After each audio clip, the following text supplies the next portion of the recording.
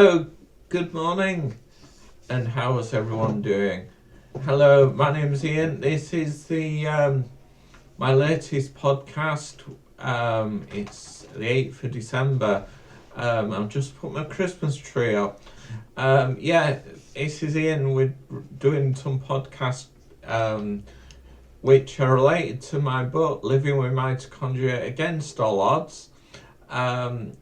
I'm talking about stuff that I'm doing at the minute. As I say, I've just put my Christmas tree up me and my helper have just put my Christmas tree up this morning.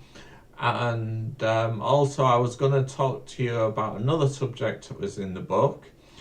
And today I'm talking about, I ran a mobile disco for a couple of years. I'd say between 2 and 4 years, because the last couple of years I was just doing charity events. But the first couple of years I called it Sonic Disco, but I distinctly spelled it with a K, because I thought if I become rich and famous, Sonic the Hedgehog will be out for blood. So that I called it Sonic Disco, and because I got help from the Prince's Trust, because I was still fairly young at the time, and I could still get help from the Prince's Trust, so Prince's Business Trust, and I got a grant and a loan, and part of that condition was I had to go on a teacher on business, a business course, start your own business course, which was over 4 days, and then when I kind of had a pretty good Christmas, the first Christmas, because over Christmas you could charge like double what you would normally. So after that first year, I bought some karaoke gear, because of course when I registered myself as a business, I thought, well, if I've got too much profit, the taxman will take a bit off me. So I went out and foolishly bought myself some karaoke gear, which gave me another string to my bow. When I say foolishly, because I couldn't see the screen very well. So I always had to sing songs that I knew, because obviously when you do karaoke you can sing things that you don't know because the words come up, but when you can't see the screen, so for the first 2 or 3 years, for the first year, halfway through that year I went to the Beagle pub and gave them a business card. And then I was working at the Beagle every other week until Christmas that year. And around about October, I started at the Turf Tavern and worked every week on a Friday until Christmas, and did that until about February. It was an experience bringing New Year in.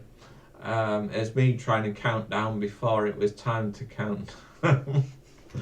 They put a big thing on the screen on the big TV, and then the second year I was running the disco. I was working at the Locomotive pub from about, I don't know, Halloween onwards. I did a Halloween party for them, for the kids. And I did a Christmas thing for the kids at Christmas, and then I brought New Year in at the Locomotive pub. But yeah, I did maybe the odd wedding, which was one of my sister's best friends, Perry, and that went really well. And I did a friend's 21st birthday, but other than like pub events, that was what I mainly did. And quite often when because I use a taxi drivers to roadie for me, quite often when I be picked up, they used to think I was drunk. But really, because I can't walk, when I could walk a bit better than those days, not much better, but they always thought I was drunk, and really I was just I was just not very good on my feet, even when I'm sober. So yeah, but anyway, the pub nights were like 50 quid a night, but as I say, at Christmas and that, you could do like twice as much, and yeah, and it was all the pub events were were kind of what I mainly drew on, and then last couple of years, I did a charity event, and I had my amplifier still. So then I claimed on the business insurance I had set up, and then I generally just did charity events after that, because I didn't buy a new amplifier, and that lasted until I moved out of my parents' house, which is the house that I'm living back in now, because when my mother passed away a couple of years ago, I bought my sisters out.